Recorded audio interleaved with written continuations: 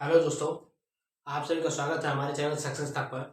ज़्यादा हमारे channel success तक को सब्सक्राइब करें। तो जैसा कि आप जान रहे हैं कि हम ज्योग्राफी की सीरीज चला रहे हैं, जिसमें हमने 4-5 वीडियो बना चुके हैं और जिसमें हमने हिमालय तक पूरा कर दिया है। हिमालय के पूर्वोत्तर भारत की पहाड़ियाँ भी कर दिया है। तो आज हमारा टॉपिक है प्रायद्वीपीय भारत के पहाड़, पठार और पहाड़ियाँ। तो इस वीडियो को शुरू करने से पहले मैं बोलना चाहूँगा कि हमारे चैनल सक्सेस तक को ज़्यादा से ज़्यादा सब्सक्राइब करें, ज़्यादा से ज़्यादा वीडियो को शेयर करें और लाइक करें। तो चलिए शुरू करते हैं। प्रायद्वीपीय भारत के पहाड़, पठार और पहाड़ियाँ। तो पहले हमने अरावली को लिख लिया है, फिर उसके बाद हम अभी बोर्ड पे लिखेंगे जो कुछ भी और पहाड़ियाँ होगी, उसको इसको मिटा के लिखेंगे। तो पहले फटाफट अरावली को देख लेते हैं। तो अरावली पर्वत का लोकेशन ये रहा। आप देख रहे हैं मैप बनाया हुआ है। ये रहा गुजरात, फिर राजस्थान, फिर हरियाणा, फिर यहाँ पे दिल्ली तक जाती है। तो अरावली पर्वत यह प्राचीनतम मोड़दार अवशेष पर्वत का उदाहरण है। इसकी उत्पत्ति प्री कैम्ब्रियन काल में हुई है, जो 570 मिलियन वर्ष पुराना है। सर्वोच्च शिखर इसकी गुरु शिखर है, 1722 मीटर की है। विस्तार इसका गुजरात, राजस्थान, हरियाणा और दिल्ली में। दिल्ली के अंदर इसे रायसेना की पहाड़ियां कहा जाता है। रायसेना की पहाड़ियों पे ही राष्ट्रपति भवन बना हुआ है। इसका विस्तार 700-800 किलोमीटर का है, 800 किलोमीटर का है अप्रोक्सीमेटली।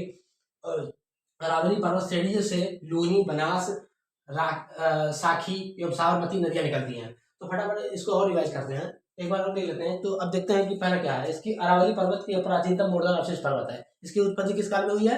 तो प्री कैम्ब्रियन काल में हुई है। ये कितने वर्ष पुराना है? 507 मिलियन वर्ष पुराना है। इसका सर्वोच्च शिखर कौन सा है? जो गुरु शिखर है, जो कि 1722 मीटर का है। और गुरु शिखर के ऊपर ही माउंट आबू बना हुआ है, जो पर्यटन स्थल है। माउंट आबू के ऊपर ही दिलवाड़ा का जैन मंदिर बना हुआ है। विस्तार इसका है गुजरात, राजस्थान, हरियाणा और दिल्ली में। दिल्ली में से रायसेना की पहाड़ियां कहा जाता है। इसके ऊपर राष्ट्रपति भवन बना हुआ है। अरावली पर्वत श्रेणी से लूनी, बनास, साखी एवं साबरमती नदियां निकलती हैं। अब फटाफट इसके आगे बढ़ते हैं। अरावली तो हमारा हो गया। अरावली के बाद कुछ देखते हैं कि और कुछ पहाड़ियां देखते हैं कि जो भारत के प्रायद्वीपीय विस्तार में है। भारत की प्रायद्वीपीय भारत में कौन कौन सी और पहाड़ियां हैं? तो फटाफट हम गुजरात की पहाड़ियां देख लेते हैं, फिर महाराष्ट्र की पहाड़ियां देखते हैं, फिर गढ़जात पहाड़ियां वगैरह जो कुछ छोटी छोटी है उसको देखेंगे। और देखेंगे कि अगर विंध्य कंप्लीट हो पाएगा तो विंध्य की पहाड़ियों को इसी में कंप्लीट कर लेंगे। तो ये देखते हैं फटाफट।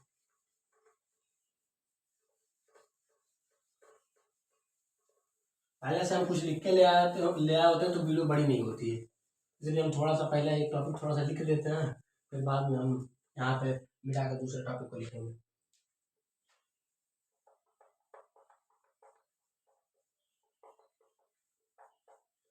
तो आप सभी मित्रों से निवेदन है कि हमारे चैनल सक्सेस तक को ज़्यादा से ज़्यादा शेयर करें, ज़्यादा से ज़्यादा सब्सक्राइब करें वीडियो को ज़्यादा से ज़्यादा शेयर करें और लाइक करें। हमारे चैनल को ज़्यादा से ज़्यादा सब्सक्राइब करें। तो चलिए आगे की तरफ बढ़ते हैं।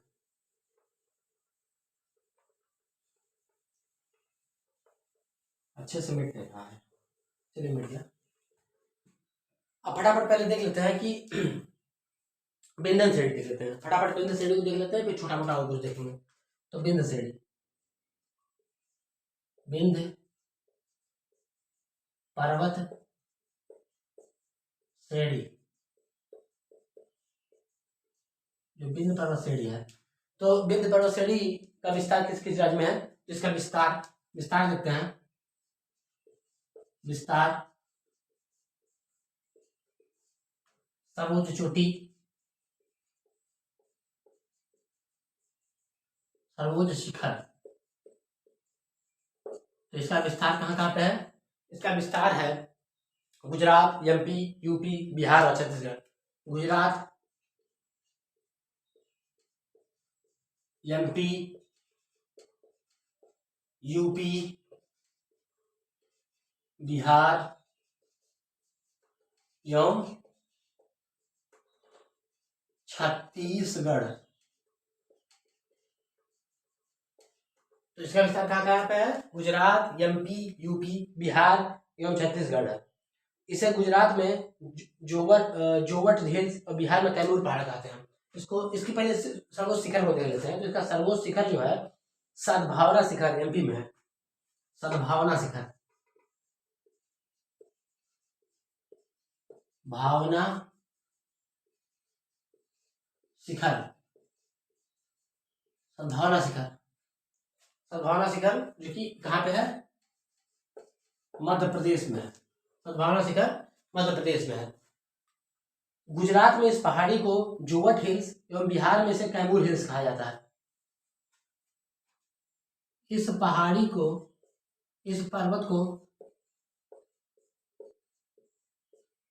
गुजरात में और बिहार में, तो जोवट, जोवट की पहाड़ी, जोवट की पहाड़ी, और यहां पर कैमूर की पहाड़ी,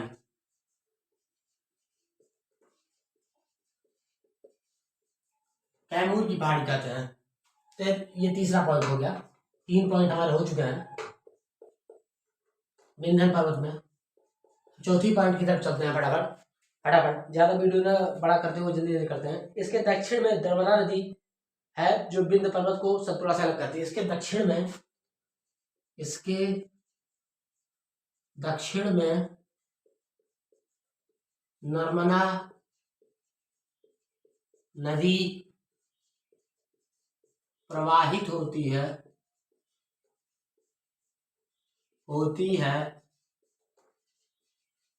जो विंध्य को सतपुड़ा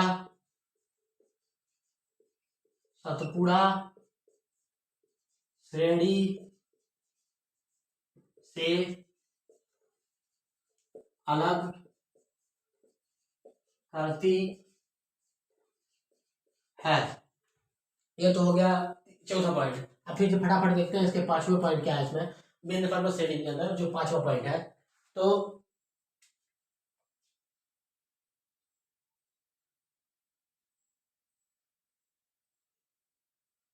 इसका निर्माण लाल बलुआ पत्थर, इसका निर्माण लाल बलुआ पत्थर एवं चूना पत्थर के हुआ है। इसका निर्माण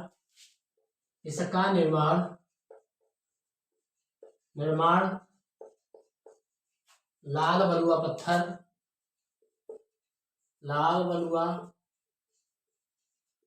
पत्थर एवं चूना पत्थर के चट्टान से हुआ है, चट्टानों से हुआ है। तो एक बार और रिवाइज करते हैं। तो विंध्य पर्वत श्रेणी का विस्तार गुजरात, एमपी, यूपी, बिहार एवं छत्तीसगढ़ में, सर्वोच्च शिखर इसका सद्भावना शिखर एमपी में। इस पर्वत को गुजरात में जोवट की पहाड़ियां, बिहार में कैमूर की पहाड़ियां कहते हैं। इसके दक्षिण में नर्मदा नदी प्रवाहित होती है जो कि विंध्य पर्वत श्रेणी के विंध्य पर्वत श्रेणी को सतपुड़ा श्रेणी से अलग करती है। इसका निर्माण लाल बलुआ पत्थर एवं चूना पत्थर से हुआ है, चूना पत्थर के चट्टानों से हुआ है। अब फटाफट देखते हैं आगे पॉइंट क्या है इसमें। इसमें 2-3 पॉइंट और इम्पोर्टेंट है जो लिख लेते हैं फटाफट हम। अब अगर हम इसमें यही नीचे लिख लेते हैं या साइड में लिख लेते हैं, अगर देखते हैं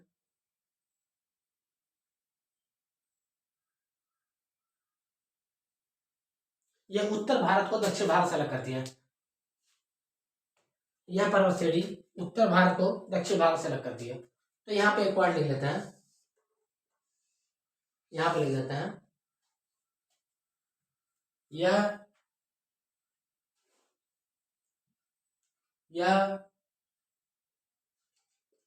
पर्वत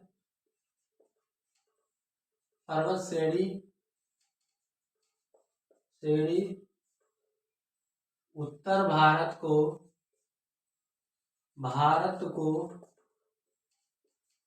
भारत से अलग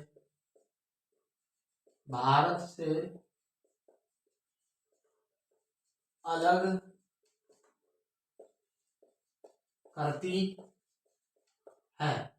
आपका नेक्स्ट पॉइंट है, क्योंकि अगर एक ही पॉइंट था, अगर नेक्स्ट पेज में इसको मिटाते तो फिर दोबारा एक लाइन लिखना पड़ता है। और देख लेते हैं कुछ अगर इसमें इंपॉर्टेंट पॉइंट याद हो जाता है तो उसको भी लिख देते हैं फटाफट हम।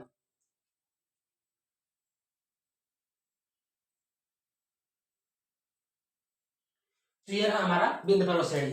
अब विंध्य पर्वत श्रेणी के बाद हम फटाफट देख लेते हैं। विंध्य पर्वत श्रेणी तो हो गया आपका, विंध्य पर्वत श्रेणी जो हो गया है। अब विंध्य पर्वत एक पॉइंट और इसमें लिख लेते हैं। एक पॉइंट मुझे और याद आ गया इसका, तो एक पॉइंट में और इसका है कि इसमें चूना पत्थर से निर्मित है।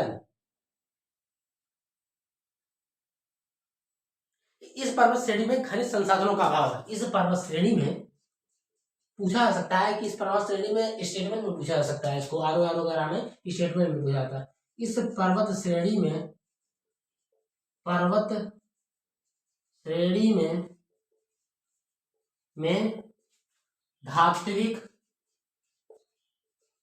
धात्विक खनिज संसाधनों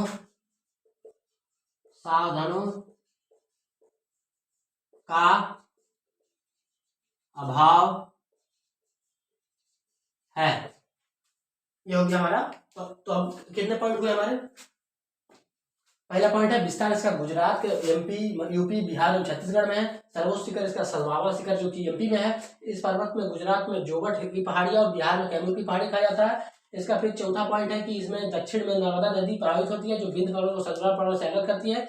इसका पांचवा पॉइंट है कि इसका निर्माण बलुआ पत्थर एवं चूना पत्थर के चट्टानों से हुआ है। इस पर्वत श्रेणी में धात्विक खनिज का संसाधनों का अभाव होता है। और इसका छठा पॉइंट है 2, 2, 4, 2, 6। इसका सातवां पॉइंट है कि यह पर्वत श्रेणी उत्तर भारत को दक्षिण भारत से अलग करती है।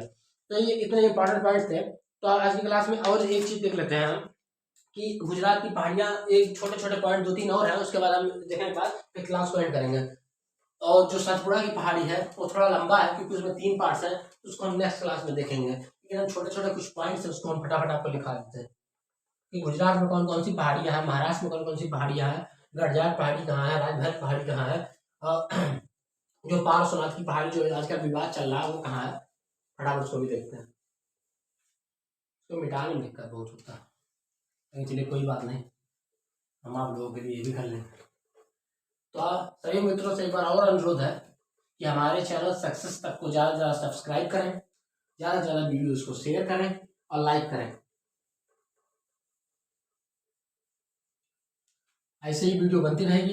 ये जो ज्योग्राफी की क्लास है, एक मंथ या 30 डेज या 30 वीडियो या 40 वीडियोस के अंदर हम सारे ज्योग्राफी को, भारतीय ज्योग्राफी को, इंडियन ज्योग्राफी को खत्म करेंगे। फिर हम 1-1 घंटे की 7 वीडियो बनाएंगे जिसमें हम सारे पॉइंट्स को लिखा देंगे आपको बोर्ड पे, जो वर्ल्ड मैप के जो कॉन्टिनेंट्स के हैं। तो उसमें हम अभी थोड़ा सा स्टडी कर रहे हैं, कंटेंट को इकट्ठा कर रहे हैं, तो हम उसको जल्द ही उसकी वीडियो आएगी। पहले हम इसको पूरा करते हैं, फिर साथ में कभी कभी आता रहेगा वीडियो, क्योंकि हमारा एक ही वीक में 4 वीडियो आते हैं। तो आप ज़्यादा से ज़्यादा इस वीडियो को देखते रहें और अपना रिवीजन करते रहें और नोट्स बनाते रहें। चलिए अब फटाफट देख लेते हैं कि कुछ पॉइंट्स। गुजरात की पहाड़ियाँ, महाराष्ट्र की पहाड़ियाँ, गुजरात की पहाड़ियाँ। गुजरात में कौन कौन सी पहाड़ियाँ? गुजरात की पहाड़ियाँ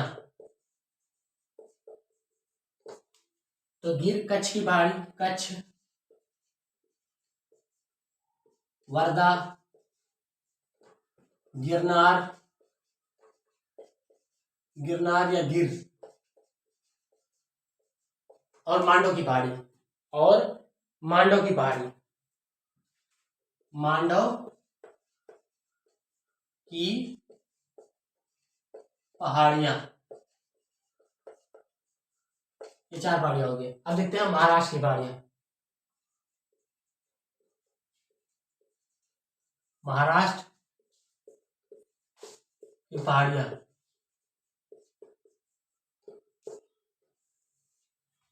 महाराष्ट्र की पहाड़ियों के अंदर अजंता, बालाघाट, अजंता, बालाघाट, गाविलगढ़, गाविलगढ़, गाविलगढ़, थोड़ा सा अच्छा से लिखना, गलत, गाविलगढ़, बालाघाट, गाविलगढ़, अजंता की पहाड़ी, बालाघाट की पहाड़ी, गाविलगढ़ की पहाड़ी, और सतमाला और हरिश्चंद्र की पहाड़ी। सतमाला